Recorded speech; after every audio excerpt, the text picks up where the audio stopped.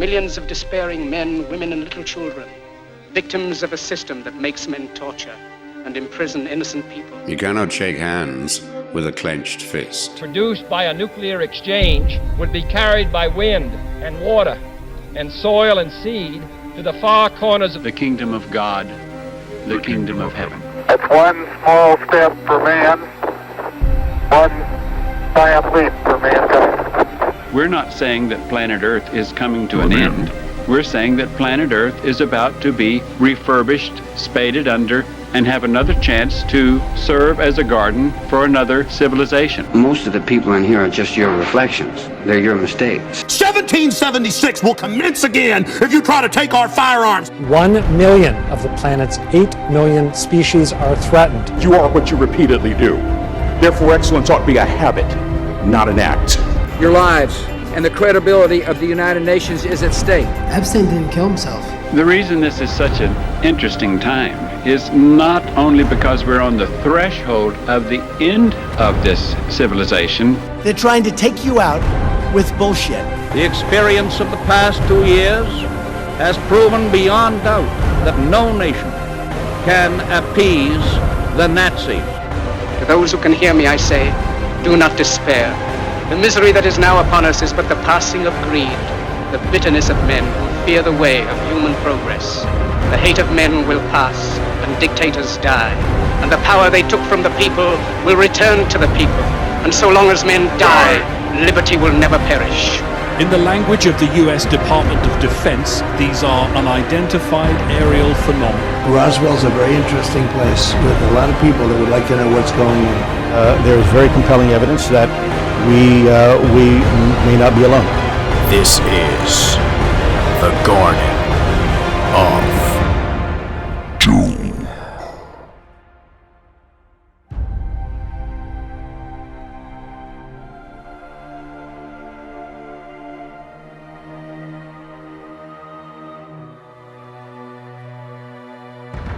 Welcome everyone into this episode of Garden of Doom, and this is part of our theme month. And today we're going to go into the world of British science fiction. My guest today is Emory Potter, who I'm going to let him introduce himself, like Austin Powers. Allow myself to introduce myself in a few moments. I'll give you a little background on how I know Emory. I probably haven't seen him in like 8 years, but we've kept in touch on Facebook. But I've known him probably 18 years, something like that, somewhere in that neighborhood. I know him from a trade group. Most of you know that in real life I am and have been a lawyer, and most of you also know that in real life I used to be a bigger shot of a lawyer. And when I was in this trade group, and Emory was a few years older than me, probably still is. And he was at the level of big shotedness I wanted to get to. He was sort of like informal mentor, if you will, or someone that I followed. I don't think he ever really knew that. But then I found out he was really funny. He made like this great speech on one of the floors where he recreated the Khrushchev banging on the shoe on the podium thing. And from that moment on, I was his acolyte, whether he knew it or not. I had instantly fallen in love in a completely platonic notion. So we got to talking, and it turned out that Emory was sort of like me in that he knew about a lot of different things in a lot of different areas. Unlike me, where my knowledge would be like kiddie pool level, he was deep end knowledge, which of course made me mad and jealous. So I picked his brain and I insinuated myself into his methods, and it turns out he just read a lot. And I'm like, well, I read a lot. So I'm like, what's he reading? And so he gave me some book suggestions, and he told me to read Neil Stephenson's Cryptonomicon. And I'm like, okay. And I looked into it. It's 1,200 pages. No fucking way. He's like, read it. It's worth it. He's right. So if you haven't read Cryptonomicon, you should read Cryptonomicon. It's among one of my favorite books, as is Ream D and the trilogy that came after Cryptonomicon. And if you're intimidated by the number of pages, you shouldn't be, because you probably read 300-400 page books. And unless you pick the exact right books, those 400-page books aren't going to be nearly as satisfying as Cryptonomicon is, or the entire world of Neil Stephenson, which doesn't always connect, but some of it does. Anyway, we did some book exchanges, ideas, and he tended to like my recommendations and I tended to like his, but I also noticed that he liked a lot of things that I didn't, but some other of our mutual friends liked those things. And as it turns out, the common through line was British science fiction. So for me, British science fiction was sort of like Tenet, where the guy went into a dream, but he was in another dream, and then he was another dream, and then another dream. Too much. So British science fiction to me, and I never liked it, but I didn't realize it was British science fiction. So everyone, when they were a teenager, at least in my time of life, read Hitchhiker's Guide to the Galaxy. You sort of had to, whether you wanted to or not. And I didn't like it because, first you got the humans with their problems, then you got the aliens, and then you realize that there's other aliens, and then you realize that there's mice. But then the mice have fleas, and the fleas have their own story. And then there's another dimension, and the other dimension has it's just like enough. I don't, 3 or 4 plot lines. That's enough for me. I don't want all this other nonsense. I don't care about the story about the fleas and this stuff. But people who like British science fiction, it's never enough. They like it, and that's different. So that's a pretty big prelude. That's an oversimplification. But Emory is going to walk us through British science fiction, some of the premier properties, some of the things that he likes. And we're just gonna shoot the shit about it. So, Emory, after that very long introduction, introduce yourself and how are you today? I'm doing pretty good, and thank you very much for the massive amount of praise. Not particularly creepy, but it was really, really nice. The Hitchhiker's Guide statement you made. One of the things I've always told people about that particular book is that you don't approach it like you approach other books. Most books you sit down and the more you read in one sitting, the happier you are with yourself. The more you enjoy the book, the more you get into the book. The problem with someone like The Hitchhiker's Guide to the Galaxy is when you read after you read one chapter, you just need to stop because it quits being funny. And I've read through all 4 or 5 of those, and the Dirk Gently series about the detective that he did that they put on TV, but I've never watched. And I found I really had to do that with the books. Terry Pratchett.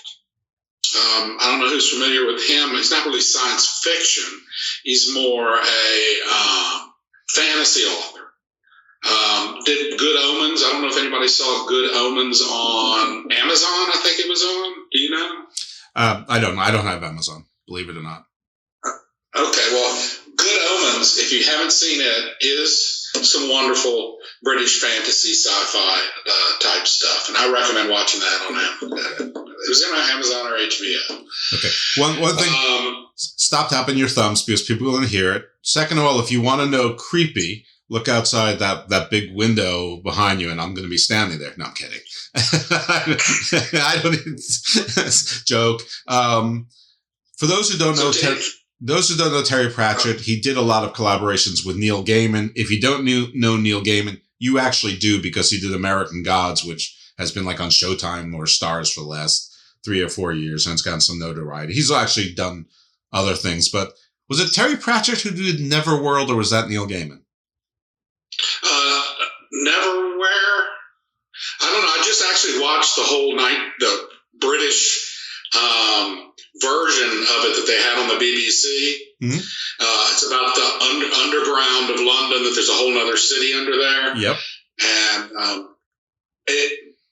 to me, I found that on YouTube and watched it because I really wanted to see it because I really enjoyed reading it. And that was one of the moments where I looked at it and said, I knew this was British science fiction as it existed in the 80s, 90s, and before, which to me always was the people must come to BBC and say, here's what I want to do. Wow, great story. We'd love to do it. They say, well, it'll cost X. And the BBC says, I'll give you 16% of that. And then there's all of the effects are horrible. Yes. That's like it takes you to the early Doctor Who, the one I grew up with, the curly hair. And it just amuses me. And I think it comes out of the British history of having theater everywhere. And so they're used to not being able to make everything as fancy as possible.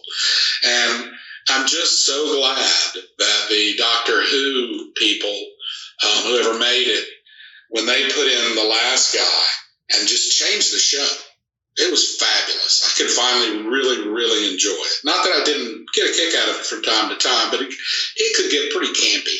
Yeah, I grew up with the same Doctor Who you did, and I watched it, but I can tell you, I never really got into it. Part of it was the effects, but honestly, back then, lots of effects were campy. A lot of the sci-fi movies, a lot of the dinosaur movies, Land of the Lost, Planet of the Apes, the original Star Trek. So it wasn't just the campiness. I just never really got into the whole British science fiction thing. So we're going to try to explore that. And I don't know the best way to do it, but I think probably Hitchhiker's Guide to the Galaxy and Doctor Who are probably two good places to start. But I think your first suggestion, which maybe wasn't a suggestion, is a good one, that unlike other things where you just power read, you try to read as much as it and you try to get through it, that part of with British science fiction is you take a little bit, you stop, you absorb it, you enjoy what you enjoy, and then when you're ready, you go back and you get more.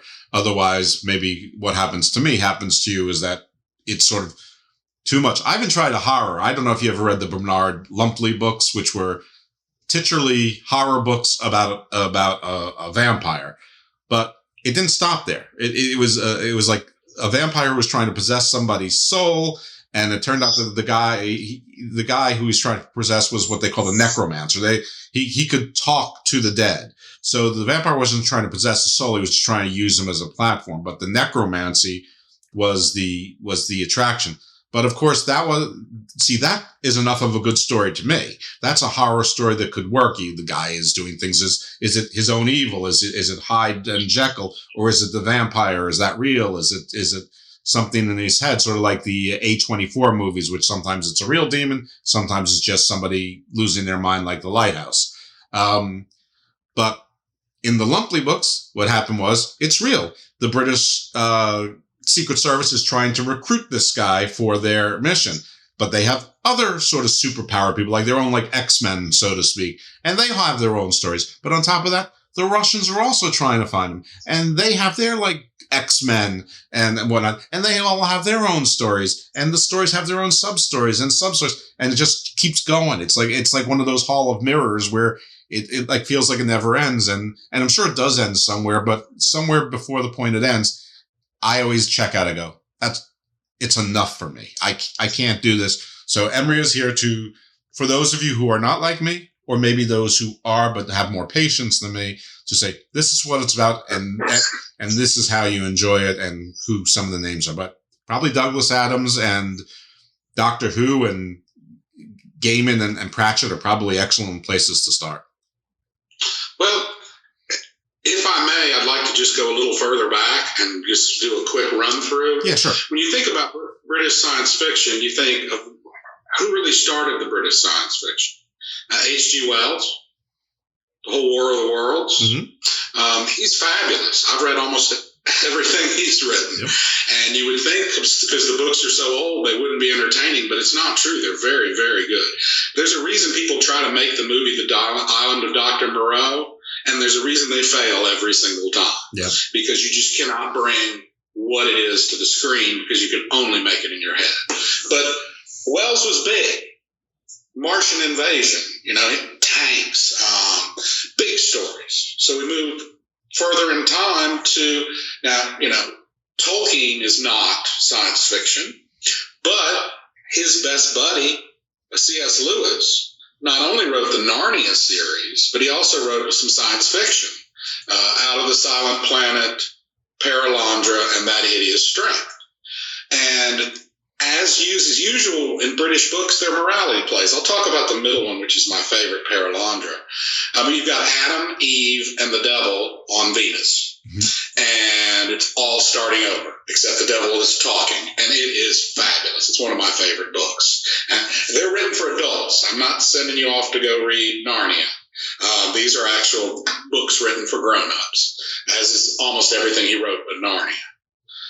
Then we move further, and in terms of British science fiction authors, we come to Arthur C. Clarke. He also wrote 2001: A Space Odyssey, he didn't even write the book first. He just helped them make the movie and then wrote the book. Oh, wow. But if you read a lot of I said, oh, wow. I didn't realize that. If you read a lot, I'll stop that. If you read a lot of his science fiction, you'll find that he is hard science fiction most of the time, but really has characters that are very good. The Fountains of Paradise is a book that he wrote. It's about getting to space without rockets. It's about building an elevator to space. He puts it in Sri Lanka. It would have to be in South America for it to actually work, for the mountains to be high enough and be at the equator. Wait. You got to expand on that. You need to expand on that. What?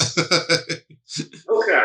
Essentially, the idea is, Arthur C. Clarke invented the geosynchronous satellite before we could even get into space. He said if we take a satellite and we have it orbit the Earth at the same speed the Earth is moving, it'll stay in the same place above the Earth, and we can bounce stuff off of it. He came up with this in the 1940s, okay?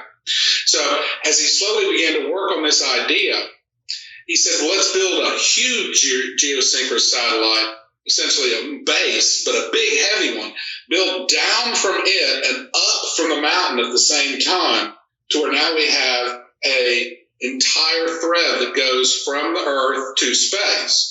And then when you get space, when we do our mining on asteroids and such, you bring it, you put the rocks in the elevator, and we put whatever we need to take up, and it powers itself. No combustion engine, no huge clouds, none of that. And people have taken this very seriously. There have actually been, the U.S. government's done surveys to see whether it's possible, and it's not quite yet. Well, he was right about AI. I mean, he did, HAL before AI was really a dream in most people's minds anyway. Oh, without a doubt. And his series Rendezvous with Rama has had a big effect on science fiction, and that is when an alien spacecraft does not come to Earth. No, it's using the sun to slingshot itself. So it's on a certain destination, and it ends up going through our solar system because it's slingshotting off of the gravity of the sun. And some people get on it, and the life forms on there communicate in a different way. And it's, for first contact novels, it's one of my favorite. But once again, the theme I'm talking about is their sci-fi tends to be big, or it tends to be a morality play. And that's where we end up with people like Pratchett. If you really look at a lot of Pratchett's work, he is rewriting Shakespeare's plays in another form. I read one that was definitely Hamlet, and one that was definitely Macbeth. My favorite of his is Small Gods. It stands pretty much alone and deals with the concept of, a god is only as strong as how many people believe in it, and where all the gods go that fade away. And and it's funny. And once again, if you read too many pages, you won't laugh anymore. Right. And that's a problem. Neil Gaiman, there's just no stopping. The Sandman series, once again, isn't really science fiction, but it's coming to the screen, and it's going to be fabulous. What's it coming to? It's the Sandman series by Neil Gaiman. It's pretty much the thing that launched him to superstar. No, but what? Is it going to be movies? Is it going to be on Netflix? It's going to be like Netflix, or I think it's Amazon. I don't know. Amazon. Anyway, it's the story of Dream, and it just has all the different characters. All the different characters are envy and death, and it's really fabulous. Once again, real morality play stuff, but has just great stories, and it's episodic as opposed to continuous. So there's a continuous framework that it all has, but there are episodes that go in, which not British science fiction is one of the things I liked about The Mandalorian. I like going back to episodic television. I'm getting sick of everybody making me have to watch every episode of everything and be stuck with it to find out whether little Billy lives or not. So, all right. Douglas Adams, I kind of talked about him. Another thing about The Hitchhiker's Guide to the Galaxy is he's making fun of all the previous science fiction in the books. So there's a scene where they come in and the commander of the ship is commanding the ship from a bathtub.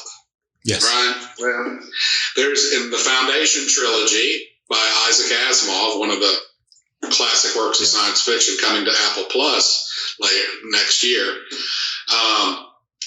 One of the scenes is the captain of the ship has to make a bunch of orders over the phone from the bathtub. So it's making fun of a lot of different things, but it's that kind of humor. If it doesn't work for you, it doesn't work for you. Yeah, I remember you recommended a show called Happy for Me on Sci-Fi. I have some friends who love that show. I watched it once. I'm like, I'm out. Yeah, it struck a nerve with me. I really, really, really enjoyed it. Well, it's just that kind of thing with the levels. So why do they do all the levels? Like, what is it about the Brits and their levels? Because it's not just these few guys. It's like there's an author. I'm going to botch the name, but his first name is China. Whether he pronounces it China or not, I'm not sure, but that's how it looks phonetically. And the last name, it's not Melville, but it's sort of like that. It's like Melville or whatever. And he did something like the Station of Purgatory, which I read and it was interesting, but it sort of lost me, but I finished it. He wrote another book that was called Kraken, which I actually really liked that one. It went a little bit too far, but not too far to lose me. And I really enjoyed the book Kraken. And then there was something else. I can't remember what it was, but it's just like, I just couldn't do it. I just don't understand what, the Terry Pratchett, like Neil Gaiman, that's perfect. I can do his stuff. I can do like American Gods is sort of, actually it sounds like he took off of Terry Pratchett's Small Gods, I think you said it was. So American Gods is sort of the same concept. What happens to the old gods when they go away? It was an adaptation, sort of what happens to the old gods when they come to a new land where they don't necessarily have the same power and there's other gods, and it's not like they were talking about, Christianity was killing them, because there were plenty of Jesuses too. There was Mexican Jesus, there was Greek Jesus, there was Russian Jesus. They were all in America and they had less power than each other. That was enough for me. Like those levels, I could get with that. I understand all that, but Terry Pratchett was like level after level after level after level. It's like, oh, go away. Like Neverworld was perfect for me. It's like that one I got. There's this underground. There's this secret like world behind the curtain, or rather beneath the curtain. That one I got, but all the others. Then I tried to go on a little binge, and I read 3 books. I'm like, I hate all 3 of these books. Why am I doing more? I'm stopping. Well, I think if you look at British culture compared to our culture, you might see some of the reasons why you don't enjoy the books as much. And I'm not here to insult the UK or insult America when I say this. These are just things that I've observed over the year. The British culture has been a class-oriented culture for a very, very long time. The way you talk will immediately put you in a certain class. You've got a Cockney accent and it's real. People are going to treat you a certain way. When you look at the British dramas that you see, and I'm just talking about regular ones, there's always the upper class and then the middle class and the servant class, essentially. And they are more used to the concept of a king, more used to the government being rather omnipresent in their lives, while we as Americans are more, there is no class system. I mean, it just doesn't exist. It never developed here. People would argue against me. I'm not talking politically. I'm just saying I can't look at you and go, but I'm a lord. No, I can't. And so that segregates their society, which I think to a certain extent might have something to do with the concept you're talking about with levels. Because there are levels of society all the way through. It's not like India, where you have so many castes, but they were very much treated that way, and they think differently than we do. While I just finished a book on the Churchill and his family and the Blitz of London, and they handed out diaries to people to write so that they could collect all the diaries at the end and see what everything else was like. That's a mentality we don't even have here. We'd be like, the government gave me a diary to write? And And so, you have to understand that some of this is going to be ingrained into people, and the way they write is based upon the society they live in. I'm trying to remember the name of the book I just finished that drove me crazy. Red Sun Superman. No. Funny. But it'll come to me. It was about clones that were going to be being used for organ harvesting. And it was all the relationships between them and how they lived in their place and what they did, and when they had to have the organs taken out. It was called a donation, and they would brag how many donations they could survive. And then all the way through the book, I'm going, why don't you revolt? Yeah.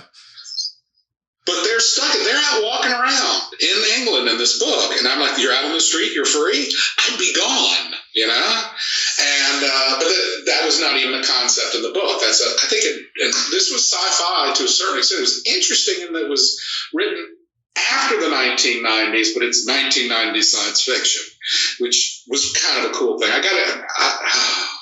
Well, you're forgetting one thing, and well, you're not forgetting. I think you're leaving it out to be polite. But in the British class, there's not just the servants. First of all, there's the prideful servants that are very proud to be in service of their lords. Then you have sort of the disgruntled servants, and then there's sort of like various levels of the wretched class, and then like the economies that serve the wretched class, which includes the criminals. So when you put it like that, yeah, there's definitely levels, and they're more fixed. And I think that anybody's knee-jerk reaction to, we have that too. We've got rich versus poor. Well, every place is rich versus poor, but it's not so ingrained. It's not like, not everyone who's rich is a Kennedy. Very few people who are rich are a Kennedy. I mean, you could have, the three CEOs of the big, tech companies. If you saw them walking down the street, you wouldn't go, whoa. I mean, everyone knows Zuckerberg's face at this point, but 12 years ago you didn't. And the guy from, YouTube and Twitter, I don't think you'd know them if you were drinking next to them at a bar. You'd probably think that, one of them was just a regular, coffee drinker, and the other one, he'd be lucky if he got a job as a barista. If you just looked at the way he looked and whatnot, and you'd be wrong. He's worth billions. So, you're right. We don't really have that sort of obvious ingrained class just by clothes or whatever. And there's so much knockoff shit here. You can't even tell from what somebody's, if they're draped in Chanel, it's probably phony for the most part. And now that's a whole political tangent I could go off on, but I'm not going to hear because it doesn't fit. So that's the Great Gatsby.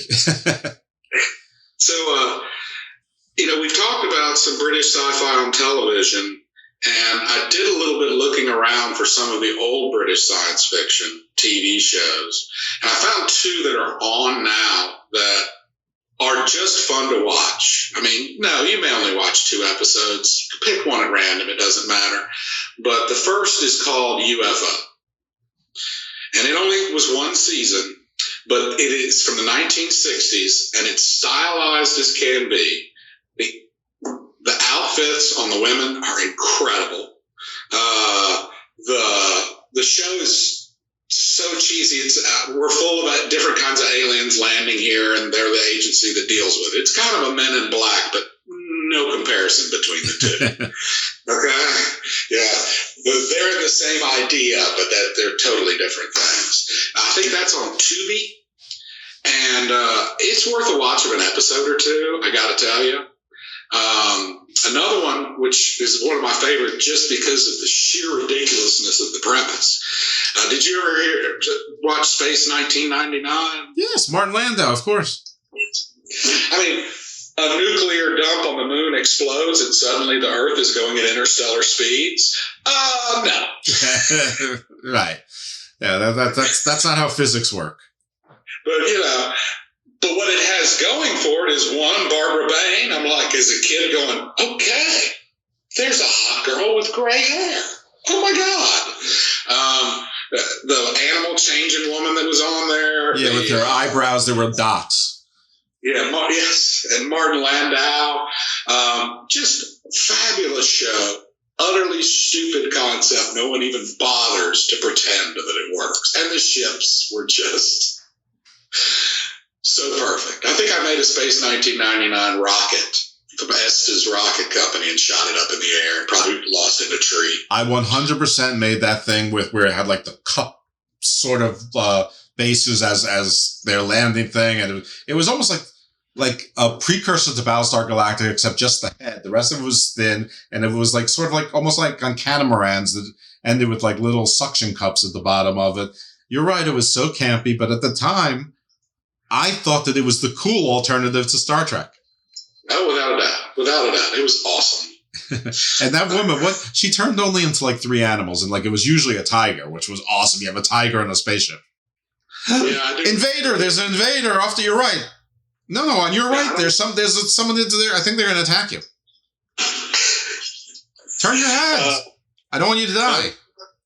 I remember reading in either Dynamite magazine from Scholastic or Bananas magazine from Scholastic how they did the special effects, and they used the bar.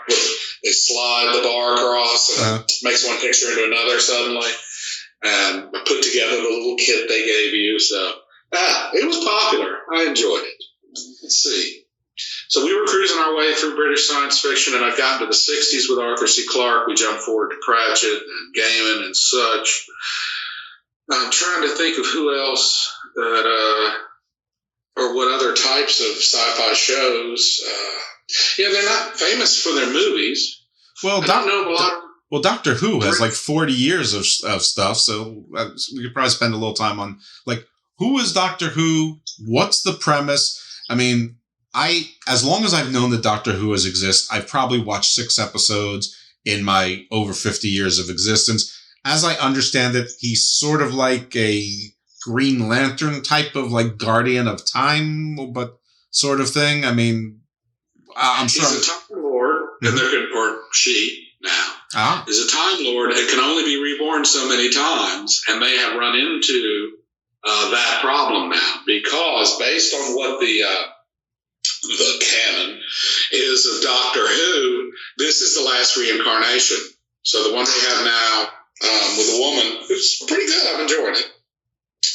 I don't watch it as much because I watch Doctor Who because I have a son, and someone turned him on to it, and if he wants, we watched it together. Sure. And so I really got into those episodes. But he's a Time Lord, and it's going to be interesting. I don't think they can make more. They're going to have to change the story, which has never been a problem before. I mean, a whole season of Dallas was a dream. Yeah.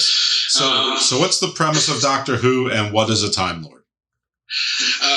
To me, the premise of Doctor Who is really just to have a cool science fiction show, and he's a Time Lord, and things go wrong, and he is always teamed up with a human, and they get into all sorts of trouble, and people are trying to mess with time. I mean, it's not like the sacred timeline in Loki, but I really just think it's an excuse to go out and have a lot of fun. Really, there's not. It's just. But I mean, the crying angels. They're so cool. They're so cool, and they're so perfect for a science fiction low budget show when they originally came out because they freeze when you see them. Not a lot of money spent on frozen statues. So what's a crying angel? The crying angels are literally, when you look at them, they're made of stone. They look like the angels you would see in a cemetery. But when you turn your back on them and don't look at them, they move. Oh. And they come get you. Are they actual angels? Like, from the Bible angels? Well, I don't know exactly their entire background, I have to admit. But I mean, they just look like if you've ever gone into a really old cemetery and there are big statues of an angel somewhere crying over it. That's the idea behind it, except that they creep up and kill you. So are they monsters, or are they guardians of time, or are they some sort of super species? Oh, no, they are what they don't want to run into. Okay. Whenever they're on their hijinks, whenever they get into the phone booth and go off on what they're going to go do, that's one of the enemies of Doctor Who. So who created Doctor Who, or what created Time Lords? And I assume their purpose is to keep time on track? Pretty much. And I have no idea because I don't remember much from the ones I watched when I was younger. And it pretty much, the premise was so well set when I got there that it just existed. You know what I'm talking about? Yeah. So there really is no origin story. It just is, and you're just plopped into it. You don't need to know what started the Time Lords. It's just something that's immemorial. How many times can they be reincarnated? I think the number's 10. I'm probably wrong. Might be 9. But this is whatever it is, we're on the last one until they change the canon. Gotcha. Okay. I'm trying to tie it into other things, but maybe it's purposely not tied into other things. I mean, any number that you give some person, depending on, what religion or expertise they're in, they'll always tell you that's a sacred number. Like, it's like every number is sacred. It's like a Monty Python, every sperm is sacred. But, you say 7, that's a sacred number in the Bible. You say 13, that's a sacred number. 12, that's a 13 number. 52, that's sacred with the Aztecs. I mean, there's something that's always sacred, and somehow you tie all these numbers together. Everything's sacred depending on whoever it is. And if, of course, you're one of those folks that believes that everything is the same thing, then they're all sacred somehow. So, if everything is sacred, then nothing is sacred. If everyone's as good looking as you and me, nobody's handsome, because we're all, basically the Vitruvian Man, like we are. Yeah. That kind of reminds me suddenly of that Kurt Vonnegut story where the ballerina's having to wear chains because she's so good and she's so much better than the other ballerinas that they have to make them all equal. Great show. Great story. Yes, it's very sad. All right, so I guess we should go back to the British science fiction. So you're not familiar with the China Millville, which I'm sure I'm saying it wrong. Is Neil Stephenson British? No. Okay, good. Neil Stephenson is not. That explains why it's perfect. Though you would think he was, and an example I would give for that would be the scene in Remdi when he's at the airport trying to get a flight, and he spends a page and a half discussing the fact that there are Rice Krispie treats there, and that Americans don't make food out of ingredients. They make food out of food that already exists. That marshmallow, that the crisps are that they're already a food, and then the marshmallows you melt on them are already a food, and then starts talking about all the different things we make and do. And that's what made me think he was probably British. So I went and looked it up, and I don't remember where he's from, but he is not. Yeah, well, those are different types of levels. That's an entirely different thing, and But we had to make the food first to make the food out of the food. So I mean, it's a flawed foundation. It's just our building went higher. That's all. USA. Anyway. But Stevenson worked with. I think it was. Did Stevenson work with Gaiman or Pratchett or both or neither? I know Pratchett and Gaiman worked together quite a bit. Right. I don't know. I heard something about Stevenson might have done or be doing something like that. He's a pretty intense guy. Yeah, I think it was the Neils. I think it was like something like what you've been waiting for, Neil Gaiman, Neil Stevenson. But I think that maybe something happened then COVID happened, but there was something like 2 or 3 years before that happened, and everything got delayed, and who knows, things are, always canceled. And then you go back to, I think, Peacock maybe did A Brave New World. Terrible. Epix is doing War of the Worlds. It started out interesting, but now it's just a slower version of The Walking Dead.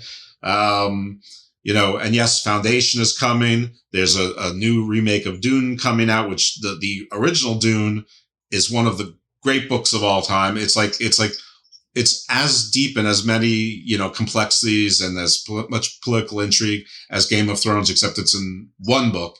But if you love it, there's 17 others. Of which I have read probably 13. Yeah, no doubt you did. Is Frank Herbert, is he British?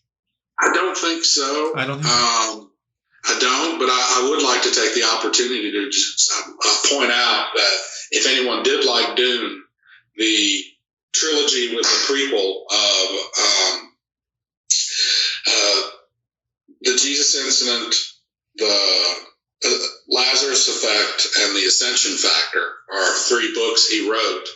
And they came after a book called Destination Void. He wrote about people who wake up on a spaceship after being in hibernation.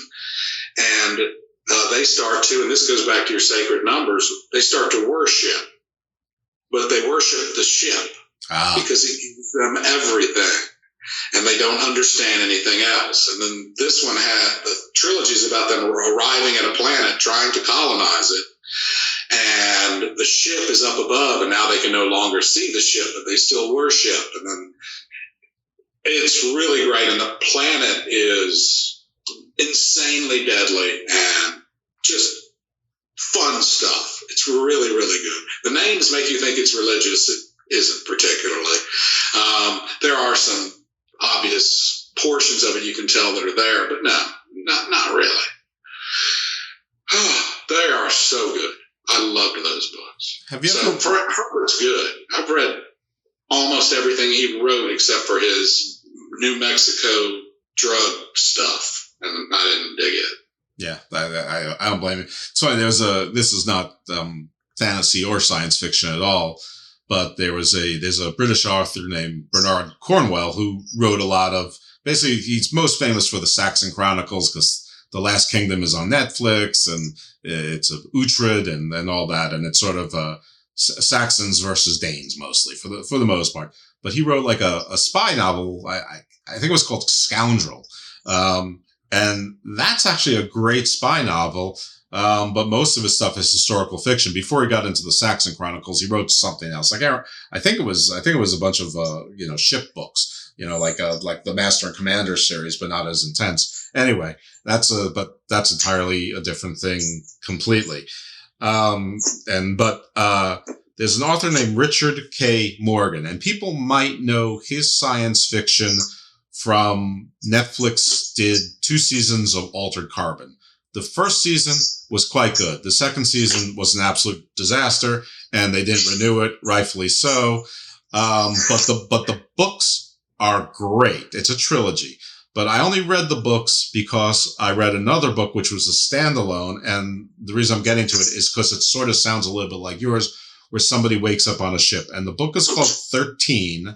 But the people wake up on a ship. They know where they're from and they know where they're going from. But it wakes up where it seems like, and you don't really know what's going on, so you have to piece it together, which I love. It's intelligent science fiction, and you're not really sure what's going on. But I'll just spoil it because I'm not going to assume that everyone's going to read every book we've talked about here. But basically, there's like enhanced humans, or almost like the envoys were in Altered Carbon. Not exactly, but close enough. Let's just call them like super enhanced hitman, like super soldier types.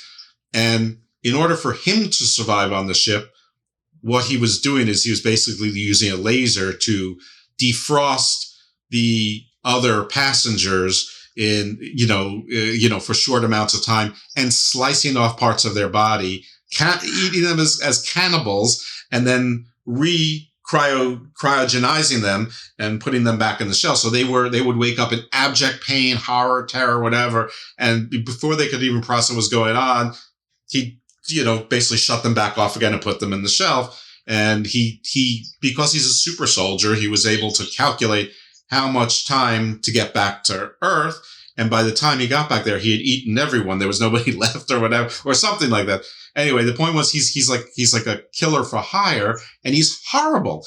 So when they find out that he's there and he's back and he's basically a psychotic, super soldier, they have to, I think they awaken, or they find their last super soldier to sort of go after them. And I know it sounds trite at this point, but it's not. It's a brilliant, great book. It's called 13, Richard K. Morgan. Now, this is judgment free. What he did before this and probably after is he did fantasy, but it's usually in the gay fantasy category when they used to categorize books that way. It isn't. It's regular fantasy books. Swords and sorcery is what I mean by fantasy, not like, dreaming about stuff, fantasy. But a lot of the characters are gay. Okay, big deal. In 2021, big deal. Maybe in 1997, people thought that was a bigger deal. I don't know, whatever it was. But if you don't dig that stuff at all, you don't buy it, stay away from the fantasy, but the science fiction stuff, for better or worse, judgment free, touches nothing on that. I definitely recommend 13, and I recommend the Altered Carbon, all of it. It's not easy to follow. You have to think, but I like that. I like when you have to think. Have you ever read William Gibson books? Yes, I read Neuromancer. Okay. Neuromancer is a book that actually somebody from that group, actually, no, it's a different group, told me it. And I read it. I'm like, I'm not sure I understand this. Let me tell you what I got out of it. And he's like, yeah, that's about right. And then I'm like, oh, thank God. But William Gibson Neuromancer is probably his most famous book, and it's science fiction, and we can certainly circle back and you can discuss that if you want to. But he wrote a book called Spook Country, which is, I'll call it a spy book, but it really isn't. It like sort of defies the genre, and it's brilliant. And then he wrote a book called, I think, Zero History. It's also brilliant. And it's also sort of a thriller. And he wrote a sequel to Zero History, which I haven't read yet, but I'm looking off to the side because I'm looking at The Fall and Peripheral. Peripheral is the sequel to Zero History, and The Fall is the sequel to Remedy, two books I have not yet read because I forgot how to read. Well, just on the whole, talking about the difference between British culture and American culture, the concept of why it would be sort of intense for them to write a book about with gay fantasy in it in the 1990s. We all know who Alan Turing is, right? Sure. The Turing test, sure. Yeah. Well, he was sterilized by the government for being homosexual.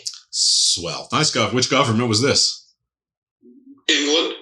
Okay. Well, in the 1950s, he was sentenced to that. Think about it. Being gay in America in the 1950s was a social problem, but they weren't going to come and sterilize you. Yes, that's extreme. That's wow. Okay, yeah, okay. Listen. I'm just relieved it wasn't America. And so, you're wondering why didn't he flee the country? Well, it's a long story. Don't want to go through all of that, but that also takes you back to Cryptonomicon, where he has Alan Turing in the book. Yeah. Mm-hmm. So that's one of my favorite books of all time. Now, I'm trying to think. I had one book I thought of, but I did not know whether the author is British or not. It's all right. She's married to someone British. Her name's Mary Doria Russell. Okay. She wrote a book called The Sparrow. And it is one of the books that right now I just got a little chill on this one. Ooh. It's my favorite book I'll probably never read again. Okay. The story is essentially that our radio telescopes pick up music from space. And they're able to locate it, triangulate where it's coming from. And they determine where it's coming from, and the whole world decides they want to do a mission to go there, see these aliens. And they're all working hard about it, all the governments are. And the Jesuits of the Catholic Church have more money than anybody, and they put together an asteroid that they clean out the middle of, put what's going to be the ship on it and propulsion on the outside, so that when it runs into any space junk, it's just taking stuff off the asteroid. And they get there first. And it's a first contact story about not understanding how things work and it all going horribly. And it's just very well written, and it has the advantage of it is a morality play at the very outset before they go into hibernation on the ship. There's a whole discussion about religion and etc. And when they encounter the alien species, you kind of know what biases the people have from the discussions they've had about what their religious framework, how they look at the world. And it's just well written. It is. It's really good. She also wrote a book about Jews fleeing an Italian town during World War II. That is just fabulous. So she's all over the place, but her sci-fi was well done, and she thought through some of the hard stuff. There's hard sci-fi, there's soft sci-fi to me. Soft sci-fi is cowboys and Indians in space, i.e. Star Wars. Mm-hmm. Okay? I mean, say what you want about it. I love Star Wars. I'm kind of faded off. It's gotten a little too big for me. Indeed. But yeah, it's Cowboys and Indians in Space, which of course why I went to the theater to see Cowboys and Aliens, because, well, it was fun, everything together. Except it wasn't, but that's a different story. And, you know, I'm going to circle all the way back to the Hitchhiker's Guide to the Galaxy. That's fine. That's one thing about British science fiction. Everything loops around. So that movie, I thought they did a good job casting Mos Def as the alien. It was fun. It was okay. I think it was the same thing about the book. The BBC miniseries of it is hilarious, partially because the special effects are so bad, and some of the stuff they do is so good. I mean, there's a scene when the whale appears out of nowhere and goes crashing down. Well, it's a little claymation whale, and it is so funny. The Marvin, the depressed robot, looks terrible, but it was so superior to me to the movie version. I think they tried to Americanize it a little, but I can watch that and I will laugh no matter what. I've seen that, and I agree that was better. The movie, I didn't make it through the whole thing. Yeah, I understand that completely. No, I didn't see it in the theater. I've never walked out of a movie in a theater, no matter how bad it was. But at home, I've learned that if I'm not into, and it took me a while to learn this. I mean, this is probably within the last 5 years where if I've started something, I've learned I can turn it off. Really? Because I've walked out of, the first movie I ever walked out of in the middle was some horse racing movie, a comedy starring Ted Danson and Howie Mandel, and it was so painful. And we were at a cinema in Draft House. Ooh, yeah. And left. Like, let's just finish the beer and get out of here. Yeah. But yeah, I can. Can you stop reading a book? I couldn't until, oh my God, I forgot her name. It's a woman author, and she wrote a series of books.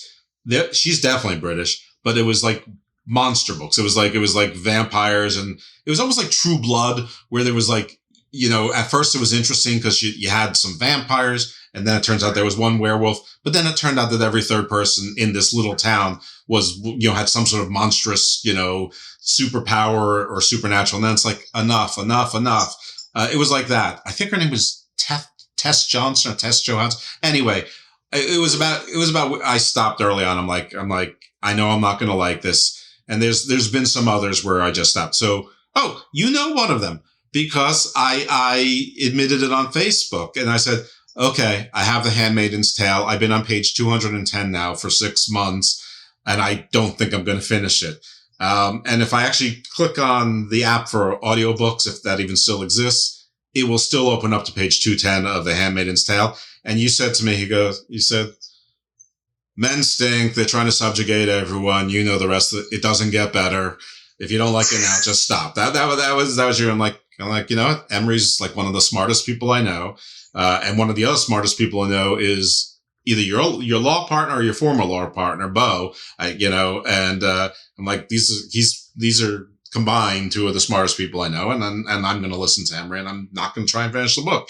I, however, did buy some other books by Atwood, which I did enjoy. You know, the one author that I've not finished the more books of is Robert Heinlein. I read Stranger in a Strange Land all the way through. Me too. And almost every one of his books, I've gotten to a point where I said to myself, if everyone suddenly died, would I care? And I said no, and I put down the book, and I've quit reading it. I have to admit, I am one who has done that a great deal. I'll get to a certain point and go, nah, I'm done. Well, I'm a heel by nature, so if I don't care if everyone dies, that is often because I've taken the side of what's supposed to be the villain or the monster or the alien or the bad guy. And so I'm okay with everyone dying because my hero is the villain. And I switched that. But I've always been a heel. My first favorite professional wrestler was Don Morocco when he was the Magnificent Morocco, and he was a bad guy. So when I was watching Planet of the Apes when I was a kid, I understood the apes and I understood Dr. Zaius's position on everything. And I thought they were right. So, so I've always been bad. I think that's always been one of the points of Planet of the Apes, is they are right. Yeah, I mean, it's like people are still shocked when I said, how old were you when you realized the Greeks were the villains in the Odyssey and the Iliad? And people are like, what?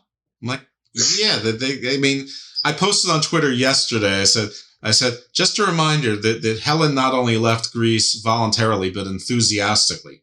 Go, that's it. That's the tweet. No, got no likes, no reach. Nobody understands what the hell I'm talking about. But yeah, I mean, I think I went a little bit further because it's almost as if Homer came back from the future into the past and wrote that as a metaphor for the next 3,000 years of history, where Westerners are so confused that everything of beauty belongs to the West, that they do terrible things to the East and beyond. But in this case, it was the East. And I'm not trying to, say everything that the West does is bad. I'm a Westerner. I'm a proud American. And I think that we've done plenty of good. I think capitalism's done plenty of good. I don't want to get too much into politics either. I mean, but hardly perfect. And one of the best things Europeans has ever done is to kill other Europeans. I mean, they're very, very good at it. But the Trojans, who are in Turkey, they're by far the good guys in that book. And Odysseus, who's supposed to be he loves his wife so much, he must make it home. It's this 11-year voyage. He sacks up with a witch for like 2 years on an island. He loves his wife so much, except when the hot witch is there, who's like, her kids are Charybdis and Scylla, like two monsters, like sea monsters. And he's like, I can deal with that. It's like, you guys, crew, you fend for yourself. I'm gonna be here with Cersei. And next thing he knows, it's like 2.5 years later. He's like, oh, I better go back to my wife, who I love and I'm devoted to. I mean, come on, man. Yeah, that was pretty much when I took English Lit in college. That was the argument that took place in the class. And none of the women liked Odysseus for some reason. Yeah, go figure. Because he's full of shit. Everything. I mean, he was smart, but everything had to be his way. I mean, and that's realistic. There's people like that in the world that they think they're moral and everything has to be their way. And yeah, they're right about a lot of stuff. They're really smart, but they're flawed. And the same thing that makes them intense makes them take what they want and be able to justify it, but it doesn't make it right. It's like you can't go babbling about all the time as he was, proclaiming to the world how much he loves his wife, and which in his own way I'm sure he did, but he also sacked up with a witch for 2.5 years. And just to completely respond with something that doesn't apply, but yes. Do it. In terms of guys that like to go out and have lots of girls, I believe myself that Ian Fleming's Bond series kind of counts as science fiction on a certain level, because everything he had didn't really exist at the time. All the spy stuff he had.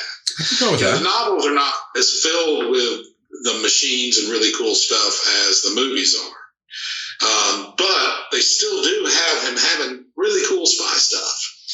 And it's interesting that what they've tried to do with that character over the years, because he was definitely, treated women like garbage. Right. Yeah. Absolutely. It's so that's always been a portion of, to me, the British mindset, and I think that takes us back to what they all went through. I mean, they've been through so much more than we can imagine. We haven't had war on our turf since the Civil War. Well, it depends which we you're talking about here, but I think if you were Native American or you were a Chinese immigrant and imported for indentured servitude, and obviously the African Americans, I think they probably say different, but I know what you mean. I'm just saying an actual land war. I mean, we're not talking about oppression. We're good at that. I understand that. We have practiced. We know how to do it. We're good at it. Right. But we're getting better and we're getting better. And I think things are not nearly as bad as everyone makes them out to be. But once again, that's getting back into politics. And now I'm starting to stretch to find many more of the British science fiction things that I can even discuss, unless we're going to talk about whatever the animated spaceship show that I used to watch as a kid because it came on at 5 o'clock in the morning after the farm report. Do it. Do it. Huh? Do it. No, I can't remember the name of it, but they were these puppets. They were in a spaceship, and everything was silver. And I really wish I could remember it. It was horrible, and I loved every moment of it. Well, silver is the universal color of space. It truly is. Yeah, so, I mean, and like, I don't know why more fashion designers aren't making gray jumpsuits, because we know that's where things are going. Oh. That's funny. I mean, this would be, you should, like, I mean, somebody should do, like, Gucci should just make, or Chanel, just make gray jumpsuits that are completely, proletarian and, like, have, like, the Real Housewives of Beverly Hills wear them. And all of a sudden, everybody who wear them think it's high couture. And it's, like, basically, garbage bags with sleeves and holes for your legs. And, I mean, I think it'd be great if they got some good, sturdy plastic and put the Louis Vuitton logo all over it and make it incredibly uncomfortable and a hideous color, and they'll sell a lot of it because the letters L and V appear on it. But anyway, yeah, just L wouldn't do it because that's Laverne. Just V wouldn't do it because that's for Vendetta. But yeah, LV, absolutely. LV also, I'm intrigued. I need to go buy that. I have a Louis Vuitton belt, but I got too fat for it. and I realized that I can get a longer belt, but it's like, who cares? Because I don't need to wear clothes anymore because I work from home. So, like, if I even put on sweatpants, it's like it's a big deal. Pants period. No, kidding. I wear pants. As far as you know. Anyway, so you know what? I skipped totally. I just said who you were. Is there anything that you want to say about yourself? I would describe myself as someone who was a voracious reader as a child. I used to go into bookstores and read the first chapter of a bunch of books and then buy the ones I liked, or I'd go to the library and just pick out a bunch of books and read the first chapter. Any one I wanted to read the second chapter of, I took home. I love to read all over the place. Talking to me now would make you think I'm just this massive science fiction fan.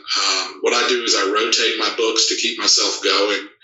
I read a nonfiction, a classic, a trashy, funny novel, and then usually a sci-fi or fantasy. And I try to kind of roll in that order so that I don't get stuck in one genre.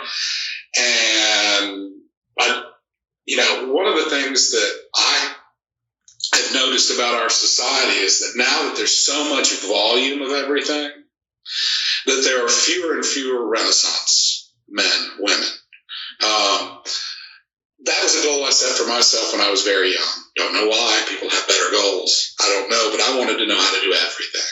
And it's gotten to the point, when I look at my news feed, is there are people that could get everything from a comic book point of view. All their news. There's news. I mean, it's just all over the place. And I think people have become more and more focused on one particular thing because there's just such a volume of it that they don't move and look at other stuff. And that's why I like to keep the books I'm watching very varied. And I also read my wife's books from time to time, which is very interesting because I do not sometimes understand the point of view of the book very much because it's written by a woman and it's written for women in general. And you're all man. Whatever, yeah.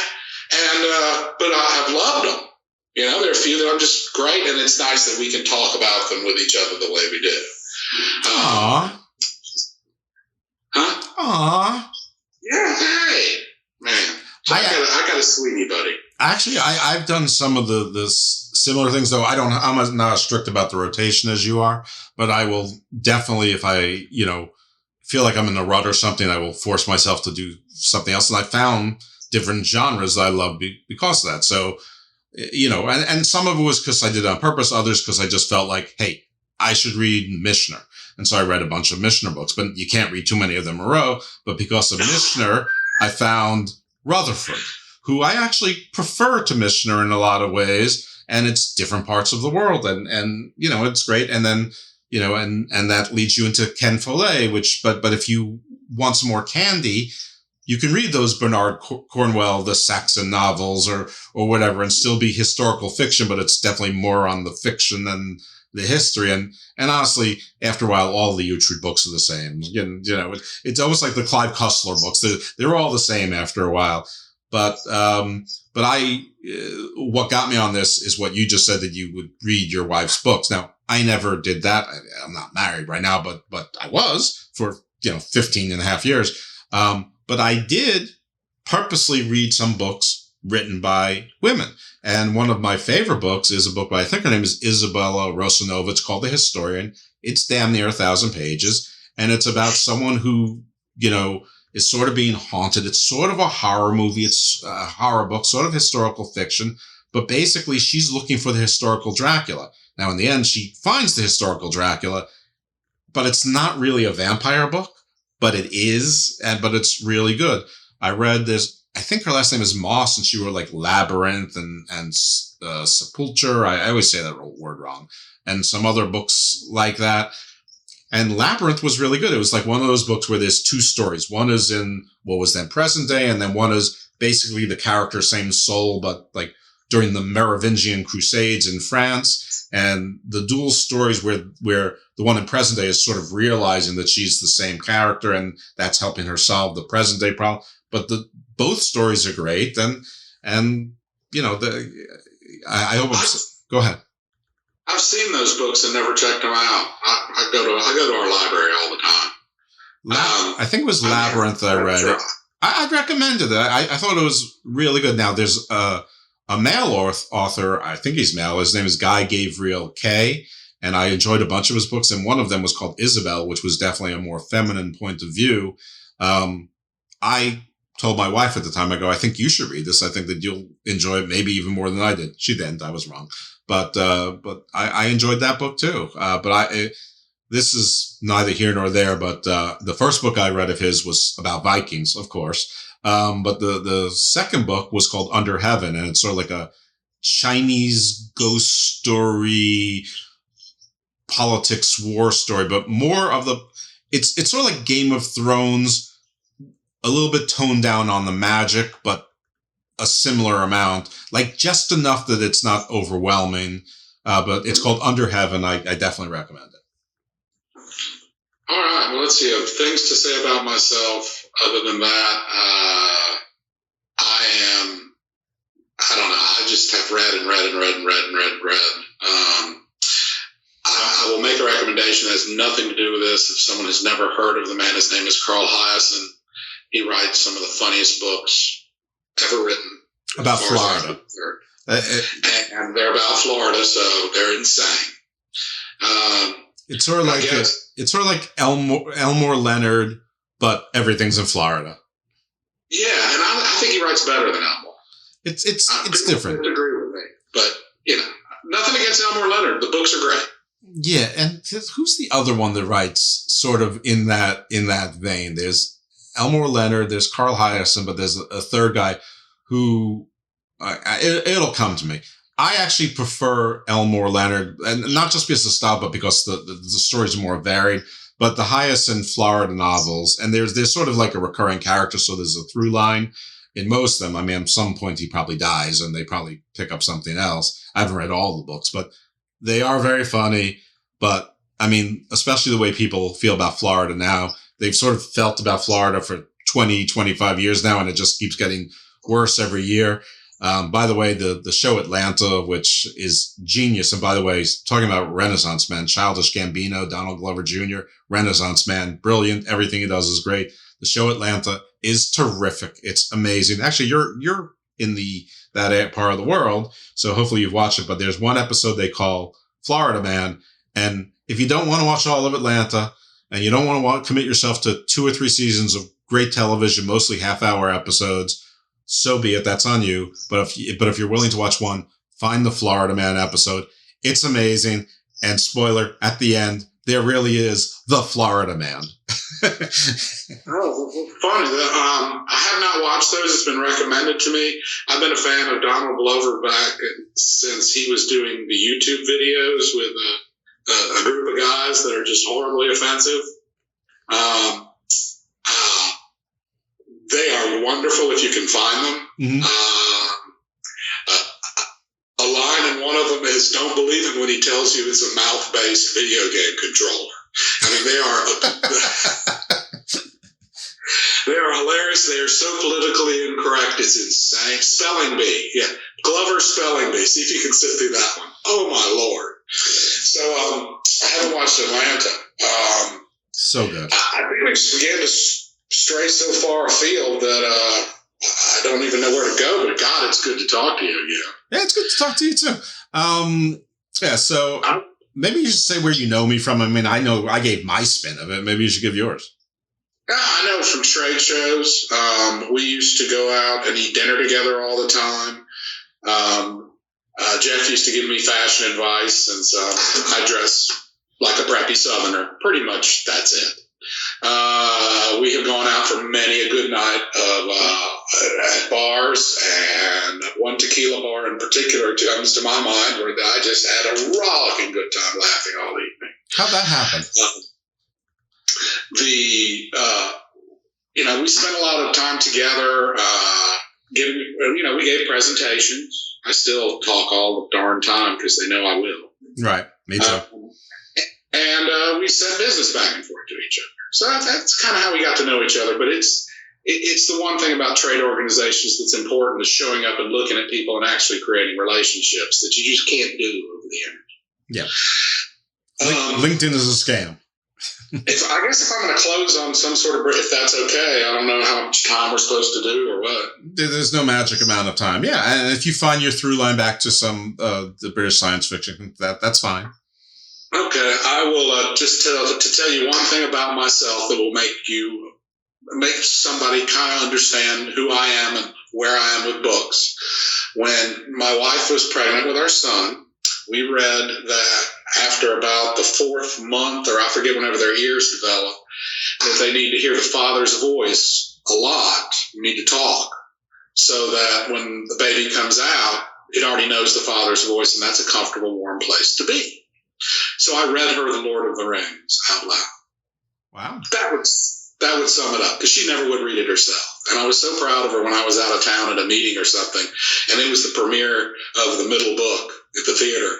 And my wife said to me, "I'm sorry, you're going to have to see when you come back. I'm going open at night." And the funny thing is, I tried to do the same thing with the Chronicles of Narnia, and I remember them being light reading. They're not light reading. The topic's light, but it's cumbersome language. Actually, Lord of the Rings flows much more easily. And I do mean to compare C.S. Lewis and Tolkien, because they're very similar, but I think Tolkien I think it's both better and easier to read.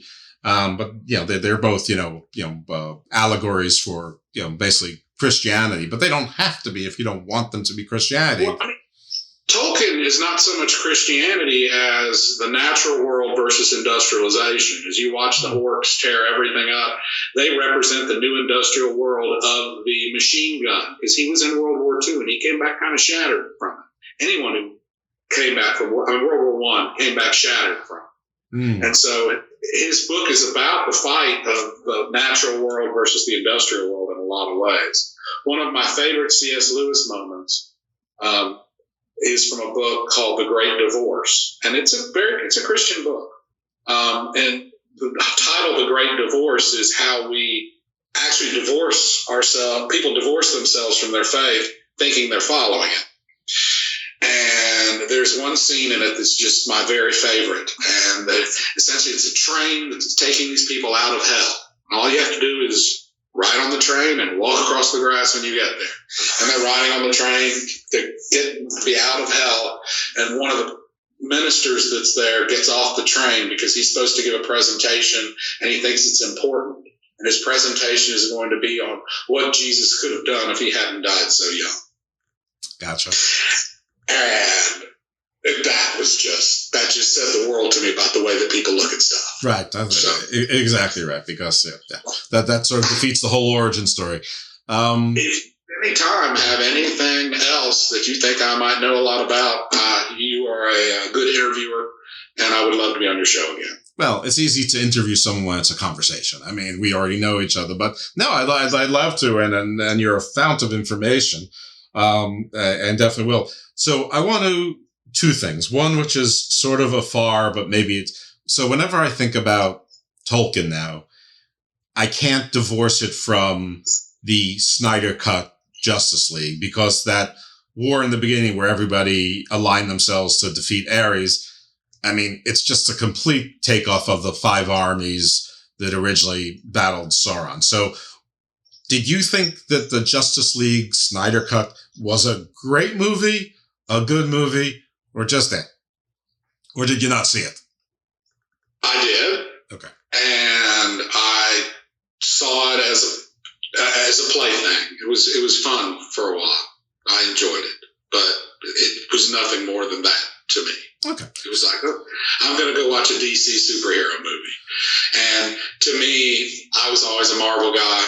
Me too. My favorite DC people were Batman, no superpowers. Green Arrow, no superpowers. And is it Swamp Thing or Man Thing? Swamp Thing. Swamp Thing. Because it was just so good. But that's the kind of way I am. Superman doesn't really interest me most of the time. I love Batman. I think that most people who are DC fans are like that now. And because I'm more of a Marvel guy, I don't quite get it, except that it's more relatable. I mean, I think most people, it's all like professional wrestling or golf. Like everybody thinks if they practice enough, they could be that. They could be a professional golfer or a professional wrestler. But no matter what you do, you can't be Superman. Yeah. And one thing that, we didn't talk about that I intended to was Judge Dredd. Oh, yeah, please. No, I just love Judge Dredd. I love every movie they've made. I've loved the comics I've read. It is so beautifully Britishly dark and yet kind of funny at the same time. You like the one with Carl Urban? Yeah. Really? Yeah. I preferred Stallone. I preferred Stallone, but I liked the one. Stallone wasn't. I don't know. I enjoyed it. I got a kick out of it. I wasn't obsessed with Stallone in it. So it just, that whole post-apocalyptic thing, I love Tank Girl. I've read some of the comics, even though they're French. Which is usually a bad sign. Well, aren't the British just imported French and Scandinavians and Germans anyway? Well, and a lot of Viking. So, yeah. I love Judge Dredd. If you ever get a chance, you just see a comic somewhere, you're in another fellow geek's house, pick it up. You're going to love it. Did you see that they did DNA evidence of the people who were around Stonehenge and likely the builders? And it turns out that they're not Celtic. They're not, they're not European. They're mostly Turkic peoples. Who, now, Turkic people think Turkey, which is true, but the Turkic people didn't start in Turkey. They started in Central Asia, so Turkmenistan, think of the stands. And they went over to Turkey and they sort of followed the rivers and and they made their way. But turns out there's a lot of Turkic people over there. The interesting thing about this aside, it's interesting in and of itself, because you never really thought that the ancient Britons, had a lot of Turkic involvement, but if you remember the Aeneid, where Aeneas, basically came from Troy and founded Rome. We're not going to go through the whole thing, but Aeneid had 2 sons, Romulus and Remus, I think, and they founded Rome basically, but they had children and one of their kids' name was Brutus, not Et tu Bruti, but a different Brutus. And so these are Turkic people from Turkey, remember Troy. And Brutus is where the legend says comes Britain. The word Britain came from Brutus because he took some of the Trojans and kept on going and founded Britain. And it's a myth, it's a story, but it's just amazing that it turns out Turkic people were there some 6,000 years ago, up till at least 4,500 years ago, whatever, until I guess, everyone interbreeds. But probably built Stonehenge and the Aeneid. Well, I guess we'll just call it the sequel to the Aeneid, even though that's not the case. But a legend that comes off of that is sort of verifies that, because when the Trojan Wars happen, really isn't very clearly defined. It's like at least several hundred, if not 1,000 or more years before sort of like Athens became a power and before Alexander and certainly before the Romans. And they have stories before. So it's, it could be any time. It could be any time you really want it to be, as long as it was in the Bronze Age. So there's that. So I got off on that. So since I'm sort of famous for my digressions, and we're on episode, I'm not sure exactly when this is going to drop because of the theme month. I have to find that time, but we're several dozen episodes into Garden of Doom. I figure at this point people are listening and they partly enjoy my digressions. So, because if they didn't, they would have tuned out a long time ago. But what I want to do and bring it back is, as our expert, if you were to recommend 5 to 10 British science fiction books, what would those be, and what would the order that you say to pick it up so that you can get a taste of it, figure out if you like it, and get to the great ones and sort of be well versed. So if you are in that conversation, you find yourself in the corner of the room with people talking about Doctor Who, instead of running away, that you can have a conversation on things, and you know who Douglas Adams is, and you know who Terry Pratchett is, and you can opine and you can participate and find the nerdy tank girl who you have your eye on, or the tank guy that you have your eye on, or whatever pronoun you want to, that you have a shared interest, or they have a devout interest in, but you have just enough to put the bait on your hook. Okay. I'm just going to start with, I kind of picked a few of those out.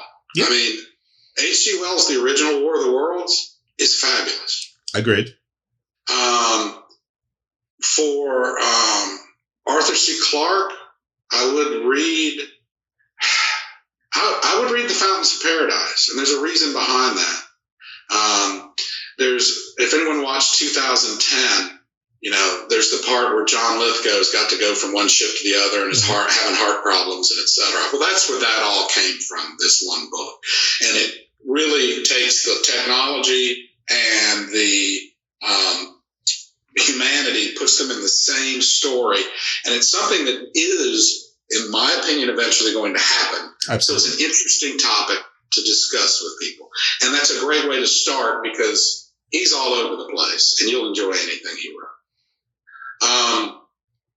With regard, with Gaiman and Pratchett, I'm just going to put it together and send you to Small Gods. I mean, not to Small Gods, to Good Omens. Good Omens. The TV show was really good. The way it's written is really well done, and it gives you an introduction to both of them. Though Terry Pratchett's Small Gods, the book starts with eagle picking up a turtle and flying way up high in the air. And this is what they actually do, by the way. Mm-hmm. The eagle will pick up the turtle, fly way real high in the air, find rocks below, drop the turtle, and then go down and eat it, because it crushes, it stays there. Well, the turtle's actually a god from some people from long ago. Yeah. And it goes on from there, and it's just hilarious. I already recommended the Judge Dredd. The British of Neil Gaiman, if you haven't read, it's long to, my brain is stopping on me, but that series I talked about, it'll come to me in just a second. I can't believe it. I have 13 books upstairs. And if you can read those, they are utterly and completely fabulous. They're the ones I talked about earlier that are serialized and are just so good. I should have brought a computer in front of me, because then I would be answering these questions. We can edit. We're recording, so we can do that too. We have the technology. All right, and the other thing I would recommend, British science fiction. Is Asimov British? No. Okay. But he is a great trivia question. Okay. He has a book in every section of the Dewey Decimal System. Wow. Okay. Yeah, it's a great trivia question. He's fabulous. I I would read the first two books of C.S. Lewis's trilogy. I'd read Out of the Silent Planet, which is a trip to Mars, and Paralandra, which is just a trip to Venus. And I just wouldn't even read That Hideous Strength. If they bring back Merlin, and it's just not good. But what about the one where you're saying that Adam and Eve are talking to the devil on Venus? That's Paralandra. It is so good. And then one of my other very favorite morality plays, and once again, Frank Herbert is not a British science fiction, but the entire thing takes place in Ireland. Okay. And it's called The White Plague. And what happens is the IRA blows up a car in Ireland, and it kills a microbiologist, biochemist, wife, and children. Okay. And he decides, he's got lots of money, he goes nuts, he goes back to America, and he locks himself in this underground laboratory and creates a virus that kills only women. Because they took his wife away, and he's going to take away all their women. And he lets the thing loose in Ireland, announces to the world that they need to blockade it because all the women in Ireland are about to die. And so he ends up on a trip, which is just amazing, with him, a priest, a boy, and someone who's lost all their people to the plague. And it's fabulous, it's sci-fi, and it's modern sci-fi. What about, Doug, would you recommend Hitchhiker's Guide to the Galaxy or skip it? I recommend The Hitchhiker's Guide to the Galaxy to anyone. Once again, the funnier it's going to be is the more you know about the things it's poking fun at. And as long as you don't read more than one chapter in a sitting, you're going to laugh out loud, which is rare from a book. Yes. Though something that I think the British are better at than a lot of people is making you actually laugh. Yeah, they are, for very prim and proper culture, they are very irreverent in their comedy. Yes. It's like the release.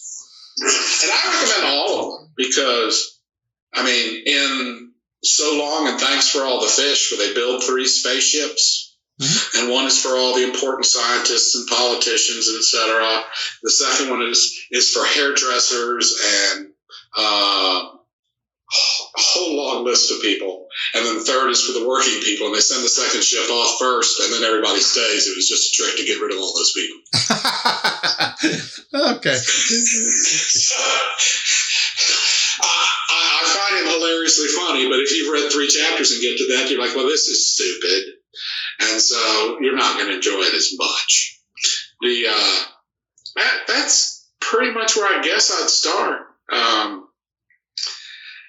And also, Rendezvous with Rama, for a First Contact book by Arthur C. Clarke, is fabulous. There are sequels. You can read them. They're good and they're entertaining, but nothing is like the first book. So C.S. Lewis, the non-fantasy stuff, the science fiction stuff, Arthur C. Clarke, H.G. Wells, Douglas Adams, Terry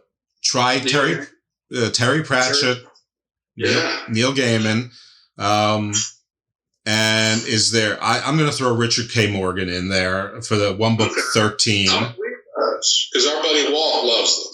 Yeah, I would start. I would do if you're going to pick one of them, I would read 13. I just remember thinking it was spectacular. But I like the Alter Carbon ones too. But the 13 actually makes it easier to understand Alter Carbon because it's. I guess after the Netflix series, as bad as it was, it will also make it easier to understand what's going on.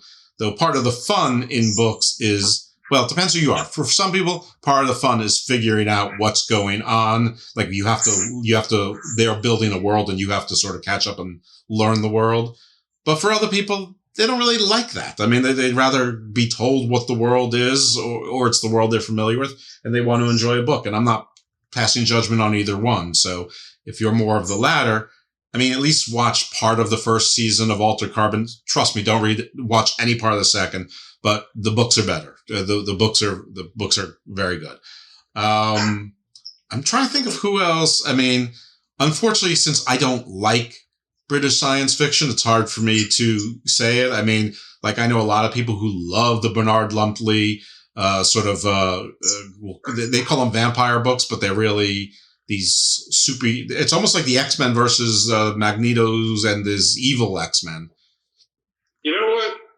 One other book I would recommend. Yep. Because the movie has nothing to do with the book. I would use the example of Les Miserables. There's a play that has the same name, a book that has the same name, and as far as I'm concerned, they have nothing to do with each other.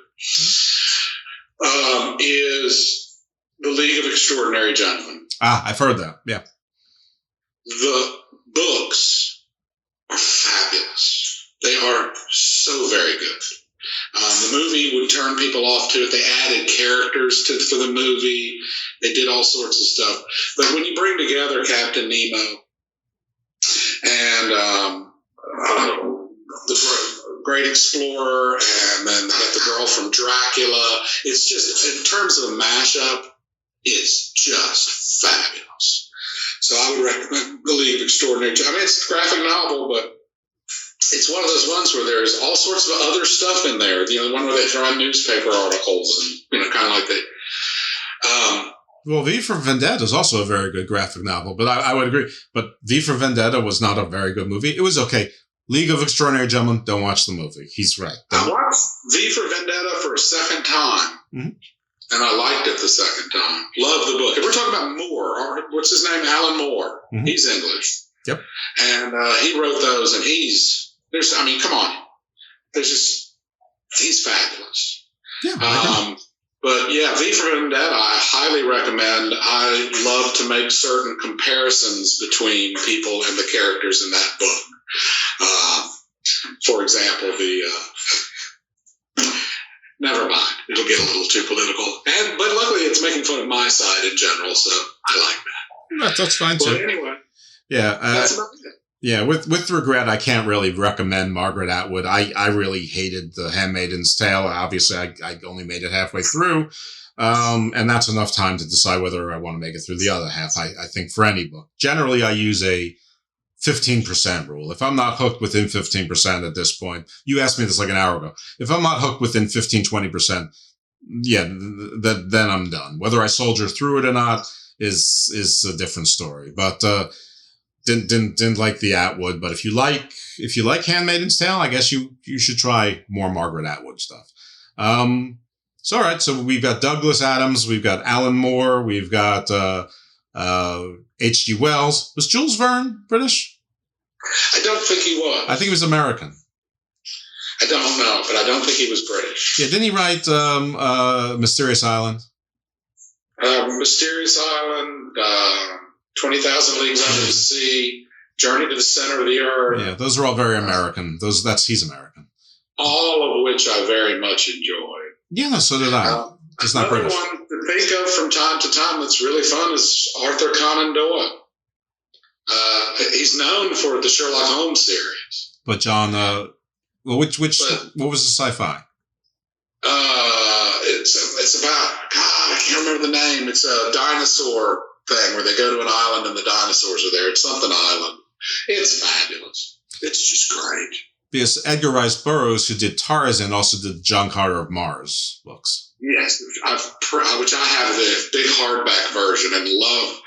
The one thing about John Carter that's just fabulous is the cover art. No, it was written so that you would read the one section that was in that magazine, and it ends on a cliffhanger at the end of every chapter because that's the way it came out. Yep. So if you're like I've gotten, and you fall asleep after a certain number of pages when you read in bed, these are great because it's like it starts one way and then within a good 15-20 minute read, it ends on a cliffhanger, and you get to pick it up on a cliffhanger every time. When I was in middle school, I don't remember which year, but let's just say it was second year, whatever. I had pneumonia, so I was out for a week or two.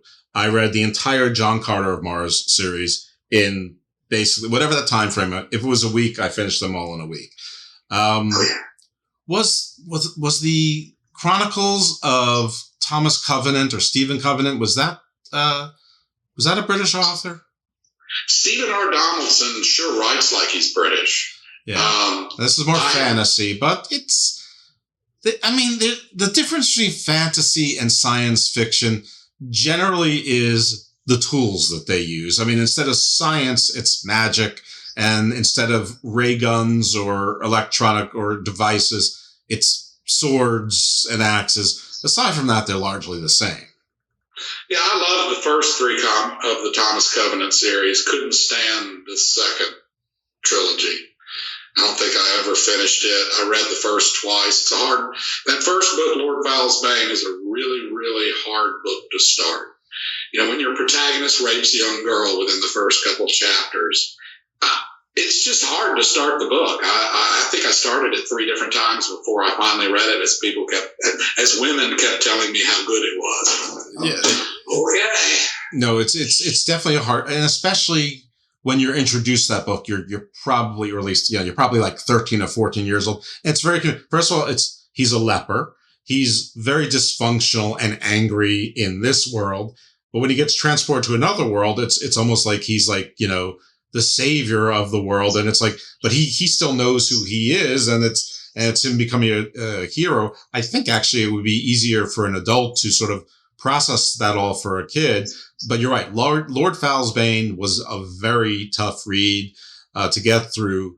Well, I'm not going to say tough because I loved it, but it's hard. It's hard reading. You had to pay attention, and it's sophisticated. I read all of them, and I remember being, like most things, it gets worse over time, but I was satisfied with the conclusion. Yeah, I think, what was it? White Gold Wielder, I think, was the final. I remember I bought it as a hardcover. All the rest were paperback. So I would do that, but it's sort of more fantasy than science fiction, but not exactly. Well, he wrote sci-fi. Yeah. I did not like that series at all. One's called Through a Mirror Darkly and Through a Glass Darkly, and then he's got some sci-fi, and I tried because I love the way he wrote. I loved his characters. I loved the way he could put emotions in you that you just didn't want to even experience. And you thanked him for it. But the sci-fi series, and I can picture the cover, it did nothing for me. All right. So musts, H.G. Wells, Douglas Adams, Heinlein. Oh, no, not Heinlein. You put Arthur C. Clarke is a must. Pratchett, Gaiman. I'll add Richard K. Morgan. If you pick one, 13. And who was the other Alan one? Moore. Alan Moore. So those are our 7 musts. If you read any one of their books or any 2 or 3 of their books, you will be able to have a conversation with people about British science fiction, and you will not be an outcast. And maybe you'll even love it. And if you do love it, try China Melville. I would start with Kraken. That's probably the easiest introduction. I think it was called Purgatory Station or something Station. I would go with that one second. And if you like horror and you like British science fiction, probably the best combination would be the Bernard Lumtley. I can't remember what the first one was called, but the protagonist, who's by no means a hero, is named Negrosani. And I only remember that because the vampire would always speak in his head, Negrosani. And I remember walking around my house going, Negrosani, and my now ex-wife and my kids going, shut up! Stop with that. So anyway, we gave you our absolute 7 or 8, and I think we've done our job. Well, thank you very much. Thank you. And I know that you're not a veteran podcaster. You had said you had never even listened to a podcast. So hopefully you'll listen to this one. Hopefully you'll promote it a little bit. Maybe we'll get some new listeners. All I can tell you is that I never listened to podcasts before maybe 2013 or 2014. And in 2015, it became essential because I had a really dull job and so I could listen to them all day long. And now it's like the easiest way to consume information, and entertainment. And it's literally the least effort you can do because all you have to do is put the damn thing on and you can do other things. And there's something for everyone. And it's also a great way, not to get political or newsy or preachy, but if you want to hear like one of the criticisms of today's society, especially in America, well, maybe ever, I don't know, I'm in America, but is that people get their information from one source. You know, you only get it from Fox News. You only get it from MSNBC. You only get it from CNN. Whatever it is, the easiest way to expose yourself to different points of view is a podcast, because it's 15 minutes or an hour. Put it at 1.5 speed or double speed. Your hour-long shows are a half hour. So I make it a point to listen to National Review, the editors, every week. The Dispatch, the Bulwark, which is sort of, you know, former conservatives. They still think they're conservatives that are sort of anti-Trump. The Dispatch is sort of in between that and the editors. But I listen to NPR Up First every morning. I listen to The Daily every morning. I listen to Commentary Magazine, which is sort of conservatives from not just a Jewish, but also a very Northeast, mostly Manhattan perspective, which sometimes they make me scream. I want to pull out my hair. I want to punch some of them in the nose, but I need to hear that perspective.